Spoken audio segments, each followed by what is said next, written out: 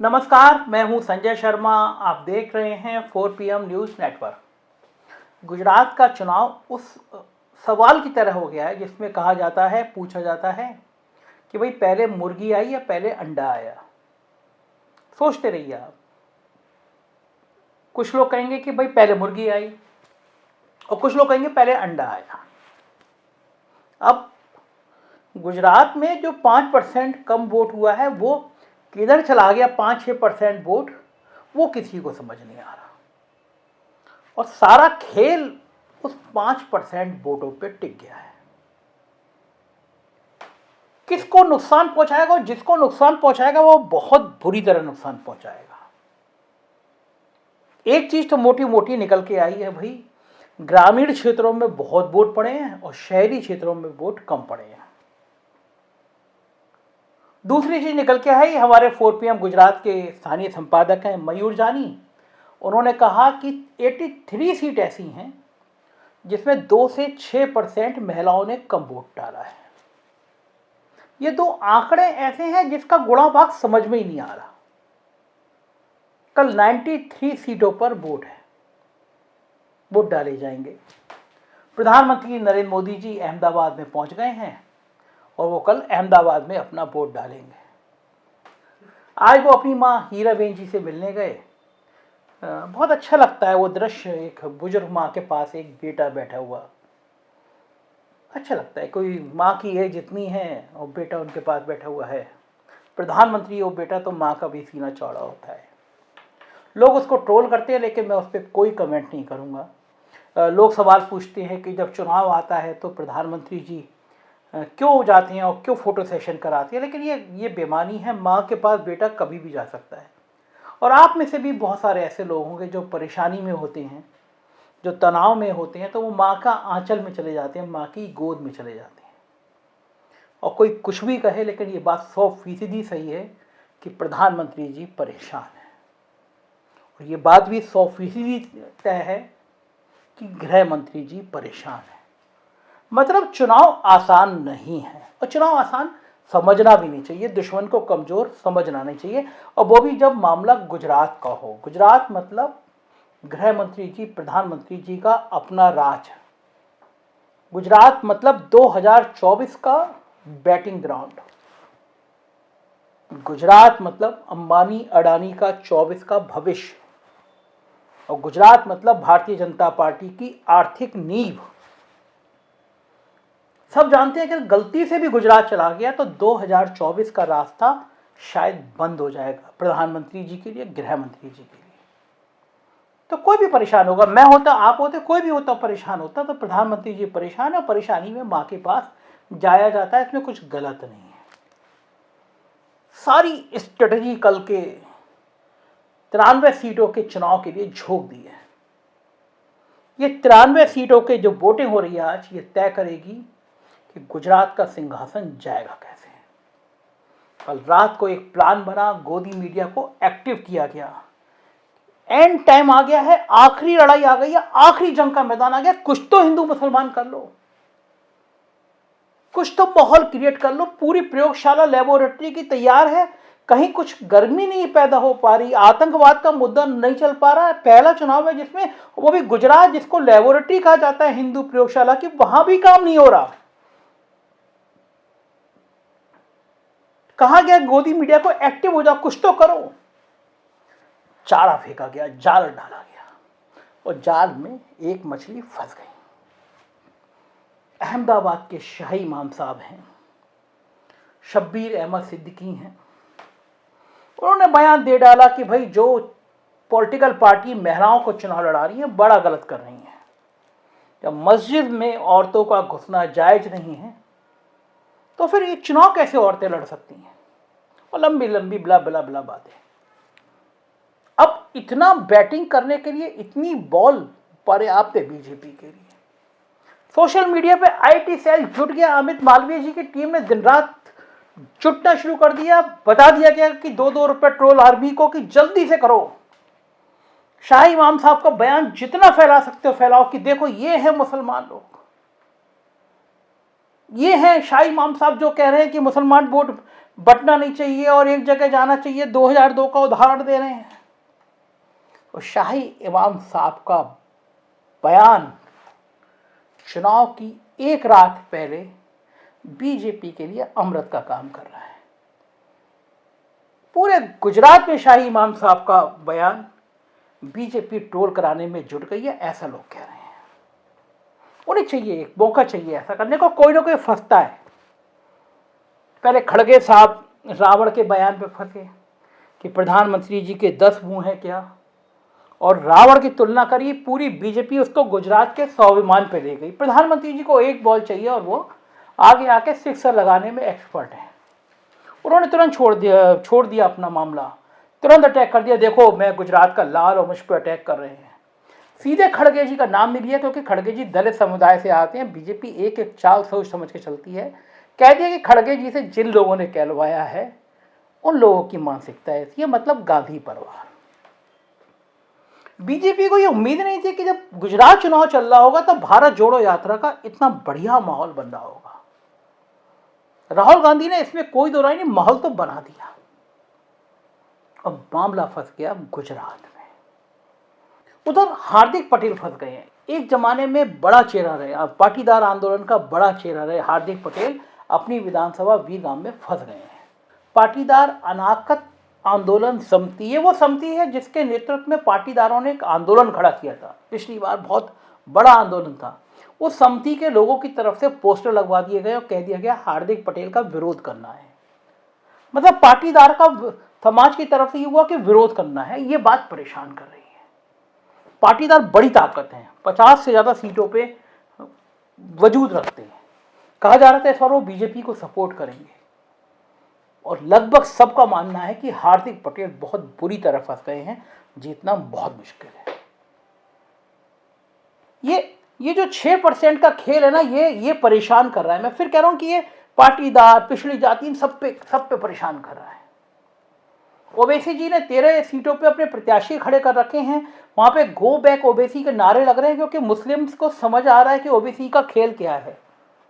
BJP और OBC एक सिक्के के दो पहलू हैं। ये बात आम चर्चा का विषय बन चुकी है, पूरे देश में बन चुकी है, गुजरात में भी हो रही है। तो ये शाही इमाम साहब का बयान कि भाई सब मुस्लिमों को एकजुट होकर वोट डालना चाहिए, इसीलिए वायरल किया जा रहा है कि हिंदू रिएक्ट करे, मुस्लिमों में कंफ्यूजन पैदा हो। और ओवैसी जी ने कहा कि भाई ये जो कांग्रेस है, ये जो आम आदमी पार्टी है, जो आरजेडी है, ये सब अपने आप को सबसे बड़ा हिंदूवादी नेता साबित करने की कोशिश कर रहे हैं।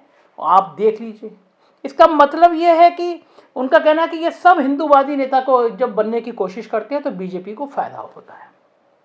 ओवैसी साहब रो पड़े, बात करते करते रो पड़े। लेकिन ओवैसी जी की दाल गलती हुई नजर नहीं आ रही है। 13 सीटों पर प्रधानमंत्री जी को पहली बार रोड शो करना पड़ रहा है। एक ही जिले में दो बार रोड शो करना पड़ता है। रोड शो तो करते हैं वो, अहमदाबाद में 24 घंटे में दो रोड शो करने पड़ गए। सूरत में जो कभी रोड शो नहीं करते थे, प्रधानमंत्री जी ने वहां रोड शो किया, लोगों को बुलाया, बातचीत की, संवाद किया। लेकिन सूरत में दाल नहीं गली, गुस्से में आ गए। चुनाव खत्म होने के 24 घंटे बाद सूरत के व्यापारियों के यहाँ, बिल्डर्स के यहाँ, डायमंड व्यापारियों के छापे पड़वा दिए गए।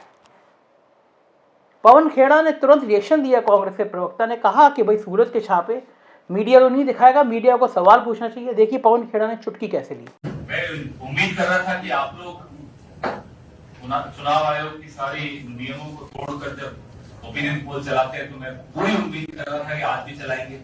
आप नहीं चला रहे, इससे समझ में आ जाता है हमारा आकलन बड़ा स्पष्ट है। और मुझे मालूम है कि मैं अगर आपसे अभी अकेले में बात करूंगा तो आपका भी वही आकलन है। 55 सीटें हमारी आ रही हैं कल के राउंड में, इसमें किसी को कोई शक नहीं है। और आप कहेंगे, स्वराज साहब अभी बता रहे थे, हुड्डा साहब, किसी को शक होना नहीं चाहिए। आप बाहर चलिए, मैं लिस्ट आपके साथ मेरे पास है, वो मैं लिस्ट भी आपको जरूर सुपुर्द करूंगा। आज सूरत में जो 30 जगह पे रेड हो रही है, कल चुनाव हुआ, आज हीरा व्यापारियों के यहाँ रेड हो रही है। मैं उम्मीद कर रहा था कि हुड्डा साहब से या मुझसे आप सवाल पूछेंगे, आपने नहीं पूछा। ये रेड्स अपने आप में एग्जिट पोल है। एक घबराई हुई भारतीय जनता पार्टी आज बदला ले रही है कल हुए चुनाव का। आज ही बदला ले रही है, टाइम नहीं लगाते ये लोग। नतीजा आ चुका है। 55 सीटें तो मैं बोल रहा हूं, आप में से ही कुछ साथियों ने आज सुबह फोन किया, वो 55 से भी ऊपर बता रहे हैं। कुछ लोग संपर्क कर रहे हैं कि हम हार रहे हैं, लेकिन क्या हम आपकी पार्टी में शामिल हो सकते हैं। हमने लिस्ट मंगवाई है, वो लिस्ट हम अपने प्रभारी को देने वाले हैं। कुछ दिनों में आपको वो खबर, इसी मंच पर कुछ लोग बैठेंगे, उनको हम फटका पहनाएंगे कांग्रेस का, उनका हम स्वागत करेंगे। आने दीजिए, आम आदमी से आना चाहते हैं आइए। उधर हमारे 4 PM गुजरात के स्थानीय संपादक मयूर जानी का कहना है कि आम आदमी पार्टी भी बहुत अच्छा चुनाव लड़ गई, लेकिन किसको नुकसान पहुंचा रही है इसको लेकर सब कंफ्यूज हैं। हालांकि मयूर का मानना है कि बीजेपी को ज़्यादा नुकसान पहुंचा रही है क्योंकि वो शहरी क्षेत्र में एक्टिव है। बहुत बड़े पत्रकार इंडियन एक्सप्रेस के संपादक रह चुके हैं दर्शन देसाई जी, अहमदाबाद में हैं, बड़ा अनुभव है, लंबा अनुभव है, कई बड़े अखबारों के संपादक रह चुके हैं। मेरी उनसे बात हुई, उनका मानना है कि बीजेपी जीत तो जाएगी लेकिन इतना आसान नहीं है। ये जो 130-135 कहा जा रहा है ये संभव नहीं है।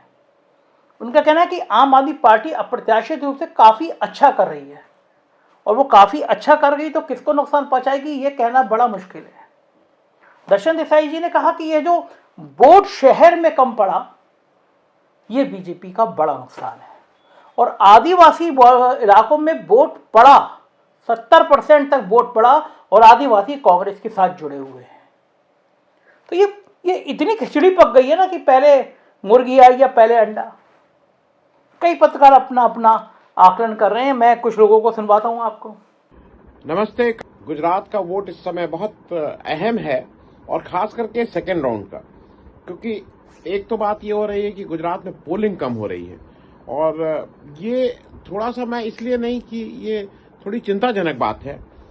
एक ऐसा स्टेट जो अपने को ये मानता था कि वो देश को लीड करेगा, एक ऐसा स्टेट जहां पे प्रधानमंत्री मोदी जी बतौर मुख्यमंत्री उन्होंने करीब 14 वर्ष राज किया, एक ऐसा प्रदेश जहां से प्रधानमंत्री, गृह मंत्री सब लोग आते हैं, और आते ही नहीं है। इस चुनाव में उन्होंने बिल्कुल डट के, मतलब पूरी शिद्दत के साथ कैंपेनिंग किया, और वहां पे अगर दिक्कत होती है, वहां पे अगर वोट परसेंटेज कम होता है, तो मतलब मैं इसलिए इस बात को कह रहा हूं कि लोगों का शायद अब मन भर गया है, और मन भर जाने को जब हम कह रहे हैं तो लोगों को अब लग रहा है कि क्या बोलते रहते हो। क्योंकि एक चीज बार बार ये लगती थी, एक चीज मुझे हरदम ये लगता था इलेक्शन के बाद, हालांकि मैंने आज तक तो किसी रिकॉग्नाइज दल, रजिस्टर्ड जो दल हैं जो देश में मुख्य चुनाव में रहते हैं, उनके यहां से नहीं सुना कि मैं ईवीएम की वजह से हार गया। ये बात बहुत है, और बहुत गुजरात चुनाव में जिस तरीके से भारतीय जनता पार्टी एग्रेसिव है, तमाम सारी संवैधानिक संस्थाओं, पुलिस और सबका वो जिस तरीके से चुनाव जीतने के लिए इस्तेमाल कर रही है, जिस तरीके से उसने वहां की 27 साल में वहां की नौकरियों में जो अपना कैडर डेवलप किया है उन सब का इस्तेमाल कर रही है, उसको हमने देखा है। उसमें शराब का भी इस्तेमाल हो रहा है, पैसे बांटने का भी इस्तेमाल हो रहा है, और ये सब हो रहा है। वहीं दूसरी तरफ आम आदमी पार्टी ने अपने पंजाब के पूरे कैडर को, और पंजाब के अलावा तमाम देश के में मौजूद अपने कैडर को वहां पर यूज किया है, उसके साथ में वहां का धन यूज किया है। तो भारी मात्रा में उन्होंने जो पैसा इस्तेमाल किया है, तो इन सब स्थितियों में भारतीय जनता पार्टी, आम आदमी पार्टी और ओवैसी की पार्टी को जिस तरीके से भारतीय जनता पार्टी ने फंडिंग की है, उसके सामने आए हैं बहुत सारे तथ्य। इसके बाद हालात जो हैं वहां के चुनाव के युद्ध जैसे बन गए। एक तरफ अकेली कांग्रेस लड़ रही है, और एक तरफ यह सहयोग कर रही है। इस बात पे कहते हैं कि आम आदमी पार्टी वहां वोट कटुआ की तरह है, बहुजन समाज पार्टी भी वहां वोट कटुआ की तरह मौजूद है, और इसी तरीके से ओवैसी की पार्टी मौजूद है। तो ये कहीं ना कहीं जो नुकसान पहुंचाएंगे वो 5% से लेकर के 7%, 8% तक वोट का नुकसान पहुंचा रहे हैं, और उसमें मेजर नुकसान पहुंचा रहे हैं कांग्रेस पार्टी।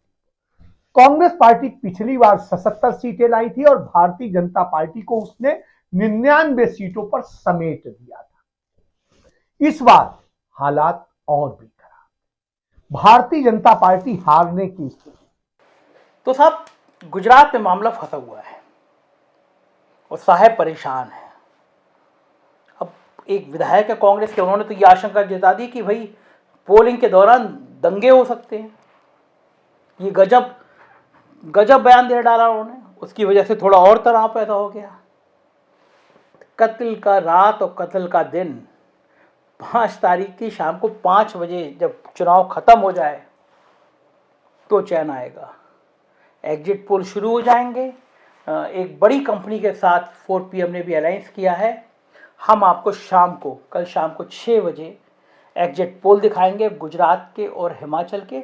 जरूर देखिएगा 4 PM पे। हम दावा नहीं कर रहे, लेकिन गोदी मीडिया टाइप के नहीं होंगे, प्रायोजित नहीं होंगे, किसी आदमी के प्रेशर में नहीं होंगे, किसी सरकार किसी संस्थान के प्रेशर में नहीं होंगे। 6 बजे बताएंगे हम कि गुजरात में हुआ क्या। तो जरूर देखिएगा और दिन भर हमारी कवरेज रहेगी 4 PM गुजरात चैनल पे गुजरात के बारे में। हमें ट्विटर पे, फेसबुक पे फॉलो कीजिएगा और शाम को 6 बजे हम एग्जिट पोल के साथ हाजिर होंगे गुजरात की खबरों के लिए। शुक्रिया, धन्यवाद, थैंक यू।